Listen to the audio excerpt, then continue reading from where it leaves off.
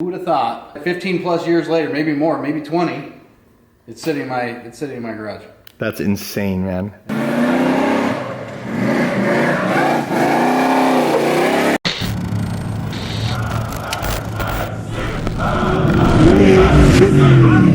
Hey guys, we're over here in Ramona, California, our buddy Brennan's house, and he is going to share with us his freaking amazing F-150. This thing has been definitely turning a lot of heads and pumping up a lot of people to build these kind of trucks. I'm super stoked to meet up with this guy. Last time we got to hang out with him was in Plaster City, and we got to see that thing rip. So now we're going to take a closer look at it, and we're going to have you guys let us know what you think.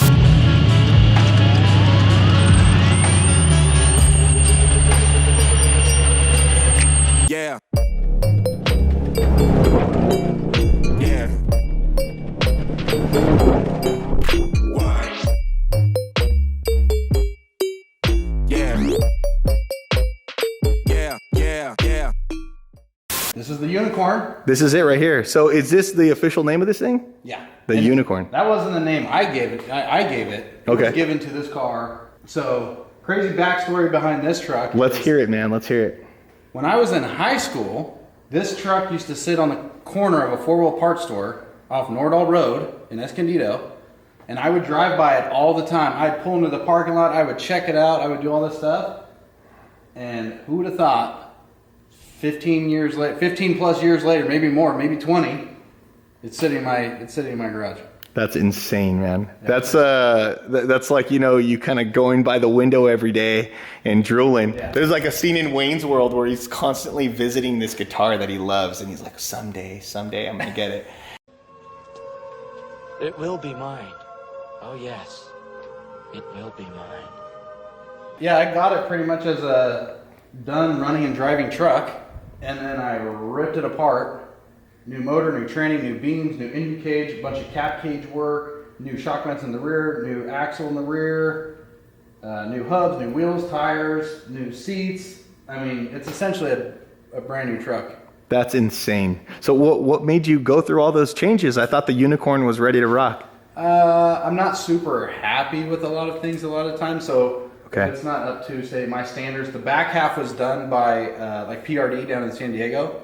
And the back half is fantastic. So there was no need to change that. All we had to do was change with some shock mounts. But everything else was done in different time periods. Right. And so some of the stuff was up to par, some of the other stuff wasn't. I wasn't super excited about the steering. It was sketchy. And so we just wanted to make sure it was safe and it could handle what I was about to throw at it. which was Plaster. You remember that, Arshia, filming this thing in Plaster? Definitely. That was fun. That was a good day. That was some pretty epic footage.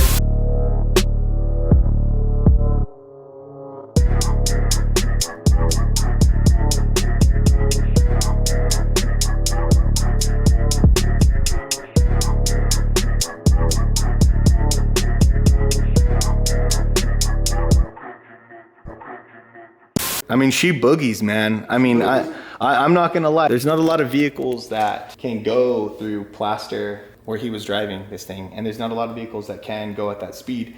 Now, a lot of people can probably like drive through it, but not as smooth as this thing was dancing that day. I was blown away. Not that I didn't have high expectations for it, but man, seeing it in action, I was excited. Oh, dude, it was badass. Yeah. Tell us about yourself really quick. What do you do?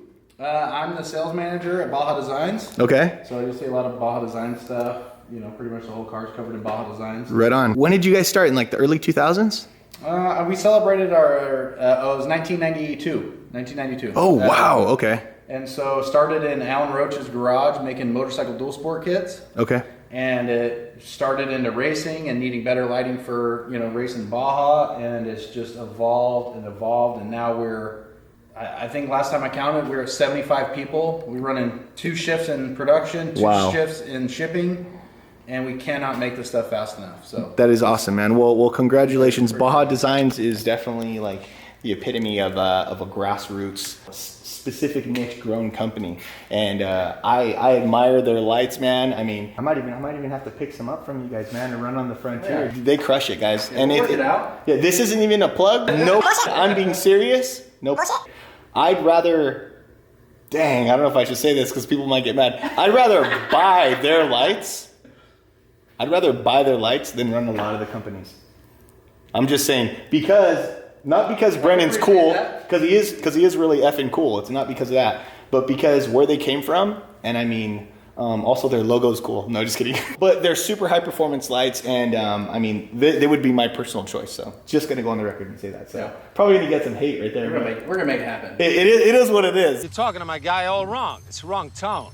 Take us through it, man. What's up with this thing? What beams do you guys have on it now? We'll start with the front end, man. So beams, we have the Moore's Metalworks 1 3/4 kingpin beams. Super pumped. Everything's like billet spindle, billet beam end. Yeah, take us through it, man. Let's check this stuff out. She's getting torn down as of this afternoon. As soon as you guys leave, beams are coming off. Motor tranny's coming out. I've just been driving it, and I haven't been doing a lot of preventative maintenance. How important is that preventative maintenance, man? It's super important. Like I look over everything all the time, make sure, like there's no cracks. Heims and uniballs are staying tight, and bolt check, all that stuff gets done. But like as far as like everything's a little rusty because I just slapped everything on. And I've just been driving it ever since. When you guys are doing that maintenance, what are some things that you guys are looking for? Like what can we tell those dudes to look for when they're pulling it all apart? Well, so we always make sure the rod ends are all tight all the time. So like I can't even turn this. So like once these get all blown out, I could probably shift this thing back and forth pretty easily. Okay. Because there's a Teflon liner that's inside the Heim and uniballs.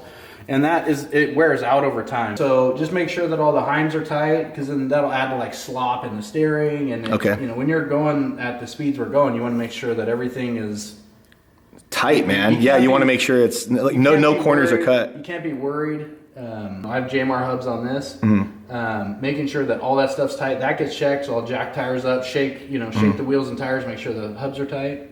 Right, very cool, man. So you were saying these are Moore's Metalworks beams, and for those of you guys that know, we actually have an I-beam episode. If you guys have any questions about that, we'll throw a link in there. You guys can get a little idea of I-beams and what they do. Eric, actually, the beams that he built for Darian Parsons' truck, that's actually what's featured in that episode. So if you guys want to check that out, that'd be cool. Yeah, so this is all billet 4140, the beam end and the spindle. Yeah. I think the beam end and the spindle, I think is 30 or 40 pounds. Right. So it's a big old chunk of steel. 30 or 40 pounds. Yeah. That's crazy, huh? Pretty sick.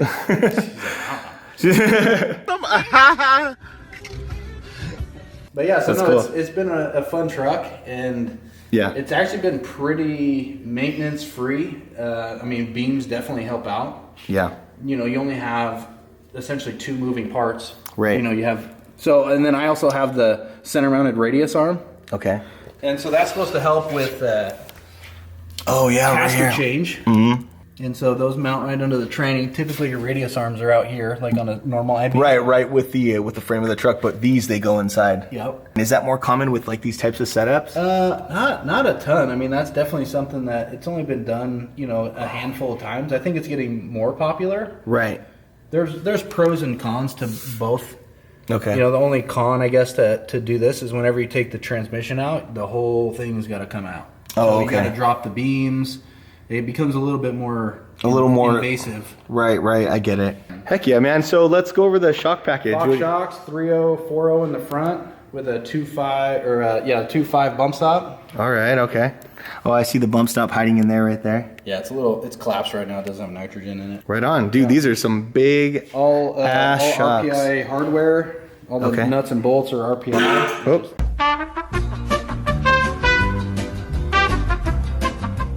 We actually took a quick little break so we could kind of get a better look at some of the I-beams and basically what's going on. So Brennan, take us through, man. So we got a 14-inch coilover at 3.0, and then we have a 16-inch 4.0 Fox bypass, 5.2 bypass. It was actually went out and did tuning with Fox, which was pretty sweet. No way. Went out to Plaster City. We did some nice tinkering, pulled the shocks apart because they were worried just based on leverage and having this big of a bypass up front. They were worried about getting a little valving because there's always too much valving, especially because when there's leverages. And so we lightened up the valving quite a bit in all these shocks. and then we just started turning tubes from there. And so we have 23 inches of travel in the front. Why is Plaster City the spot that a lot of the guys from down here go to tune? Well, that's where Fox typically goes. They'll go out to Barstow, but Fox is in San Diego, so they just typically hop down to Plaster City. Where King is up north, they tend to hop over to Barstow. Right, okay. And then it's kind of access too, right? It's kind of easy to check the truck out, and it's right off the highway. There's cool highway footage you could film hanging out the side of the car. You Right. know. But yeah, other cool thing, we got dual swing set steering. Okay. And so this side swinger actually steers that side of the truck. Okay. And there's one on the other side that swings and hits. That turns swings this the side of opposite. truck. So we have like straight tie rods. Right on, man. So straight tie rods are important. Why is that? Because it adds a lot of strength. As soon as you bend something, it wants to just continue to bend. Okay. So a lot of guys have bent tie rods to get around stuff. So you'll have to get around a bypass or get around the other steering arm because of just beams are weird. You know, like you have two parallel things and they end up kind of at the same spot. Then you have steering that's in front of both of it. And so there was a lot of cutting and shortening and lengthening and turning left and right and up and down and left and right and up and down until you lock in on, you know, the right setup where the center link is, how far the swingers need to be out, so that you can actually steer. Because there was a point where I only had like a quarter turn to the left, but then I had like a full turn to the right, and so then you have to start kind of huge learning process, shoving everything over. Yeah, I mean, I probably have a week just in figuring out the steering. Dang. Because it's a process, this whole damn thing. I mean, me and Brennan were talking about, you know, how long it can take people to build some of these things. For Brennan, you know, you started building when you were like 18, 19? Yeah, 18. Yeah. 18, moved out of my parents' house so I could buy a welder, and I started welding tubes together, and it did not look good. And so I built an ARM Baja Bug, and it was a hunk of crap. And then, you know, it was just on to the next thing and building and fabricating. And then, you know, I got involved with Brett and Jerry. Okay. So Jerry Larimore and Brett Jenkins. So like I've been a part of multiple, you know, famous trucks, and I've been able to learn kind of on the job just as being you know, just hanging out just by association.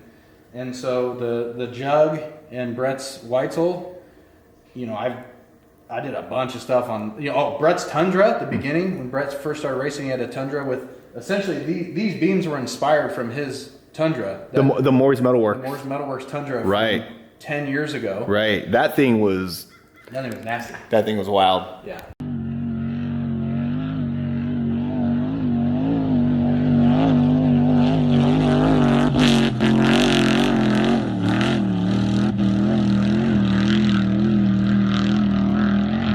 These beams were inspired by that. On that truck, they actually, because these kingpins come off of an international semi-truck. Oh, wow. And so they actually took the beam from the international semi-truck and cut the beam end off, and they used the beam end. And then they welded and did a bunch of stuff.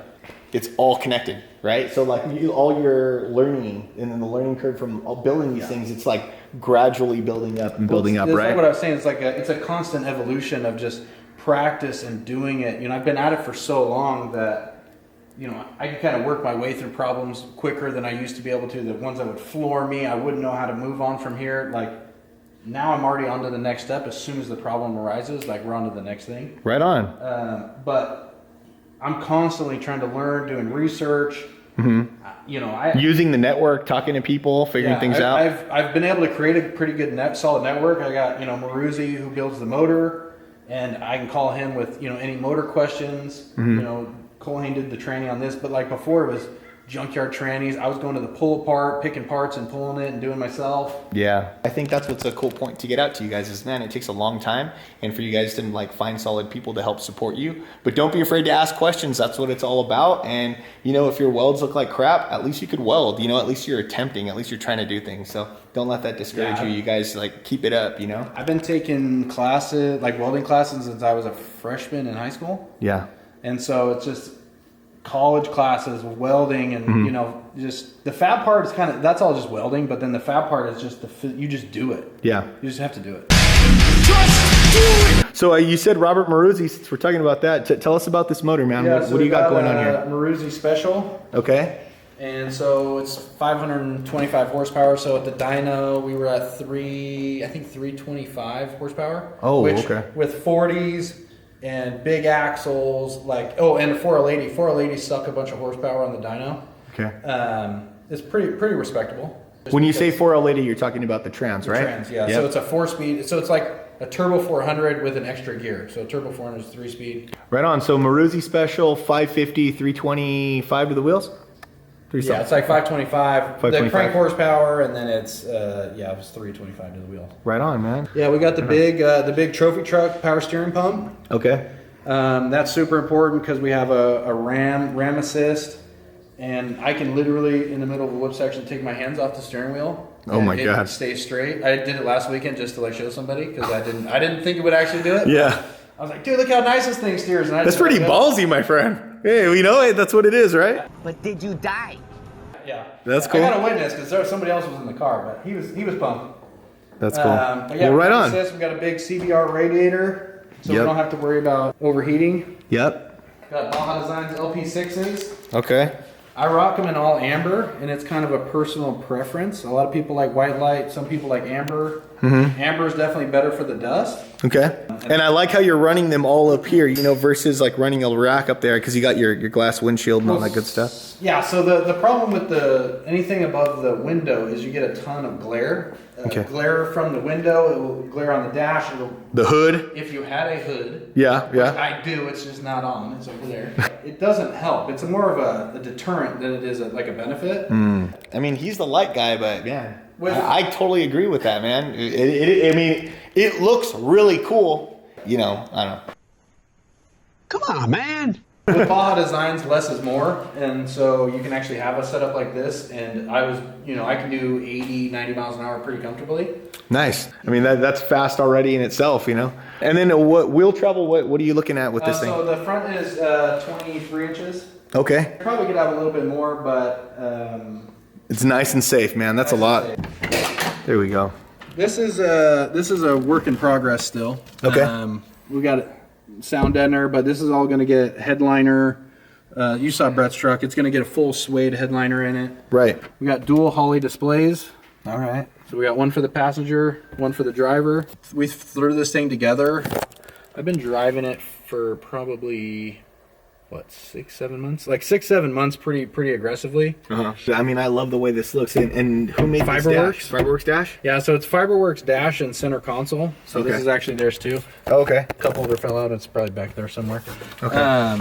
And then all this is all going to get wrapped in leather and Dang. stitched. It's going to be pretty luxury. AC, I actually have an AC unit back here, and then I'll have a dash unit AC. Oh, man. 3-seater. Got the harnesses.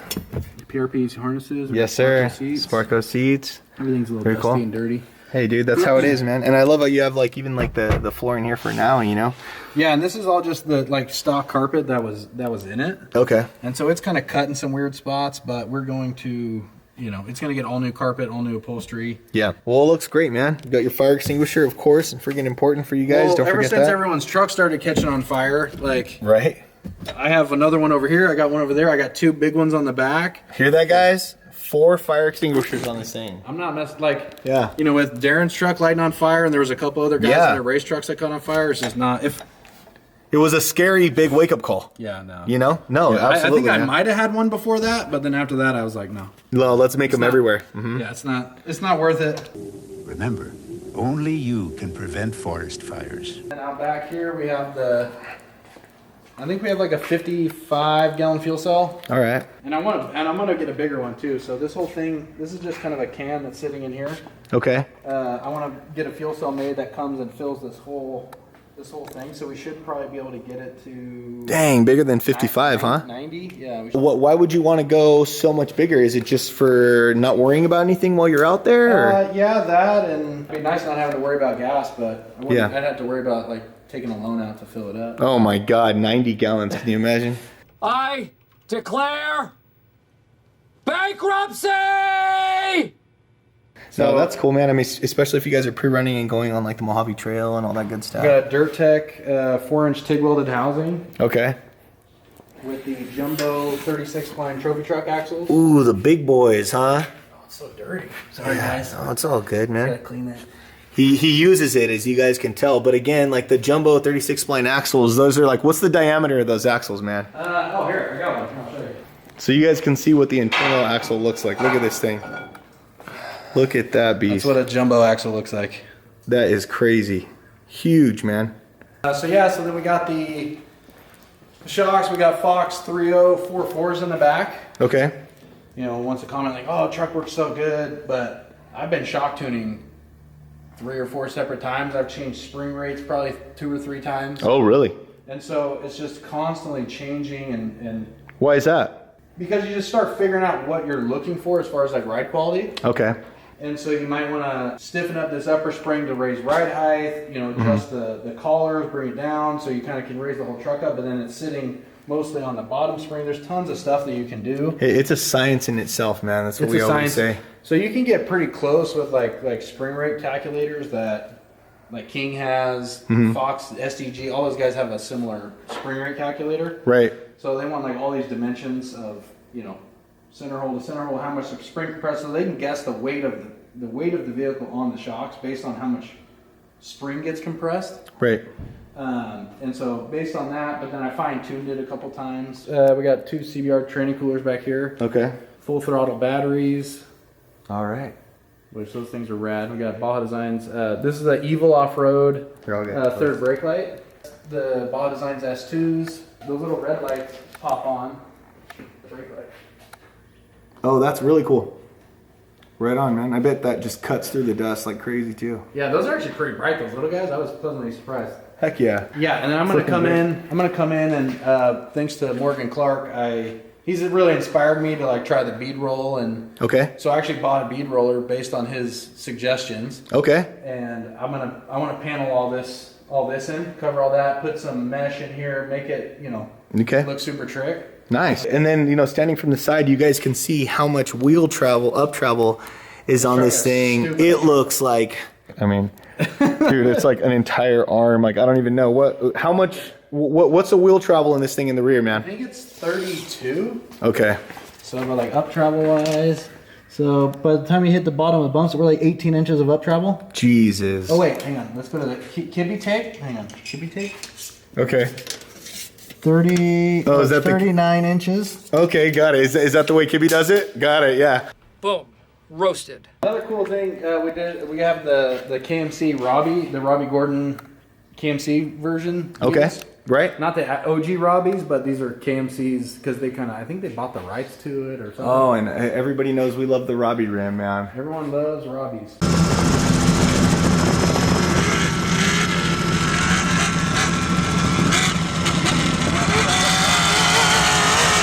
Hell yeah, dude. Well, thank you, man. Thank you for taking us through this thing. Hope you guys enjoyed this episode. You know, Brennan is awesome. If you guys have any questions for him, you guys can hit him up through the tag that we'll leave right here on the video. Any other things you guys might have, you guys can reach out to him. This truck has been amazing. You guys will definitely see more of this truck this season. We're really excited to continue to work with him. If you guys like what we're doing, you guys can check out Goofball Racer on Instagram, YouTube. There it is. So we'll have some links in there for him, you guys.